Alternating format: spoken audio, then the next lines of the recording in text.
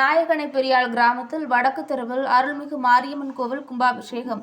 உடையார்பாளையம் அருகே உள்ள நாயகனை பெரியாள் கிராமத்தில் வடக்கு தெருவில் கிராமத்தில் சுப்பிரமணியர் அருள்மிகு மாரியம்மன் கோவில் கும்பாபிஷேகம் காலை நடைபெற்றது. கும்பாபிஷேகத்தை முன்னிட்டு நேற்று முன்தினம் சனிக்கிழமை காலை கணபதி ஹோமம், நவக்கிரக ஹோமம், வாஸ்து சாந்தி, அங்குரார்ப்பணம், ராஷாபந்தன், கும்ப அலங்காரம், யாகசாலை பிரவேசம், பூரணகுதி, தீப ஆராதனை உள்ளிட்டவை நடைபெற்றன. இரவு 10 மணிக்கு அஷ்டபந்தன மருந்து சாத்துதல் நடைபெற்றது. நேற்று காலை யாக பூஜை, நாடி சந்தனம், பூர்ணாகுதி, தீபாராதனை, காலை 9 மணிக்கு விநாயகருக்கு அபிஷேகமும், பின்னர் 10 மணியளவில் அருள்மிகு மாரியம்மன் விநாயகர் சுப்பிரமணியருக்கு கும்பாபிஷேகமும் நடைபெற்றது. காலையில் பக்தர்களுக்கு அன்னதானமும், மாலையில் அம்மன் வீதி உலா நிகழ்ச்சி நடைபெற்றது.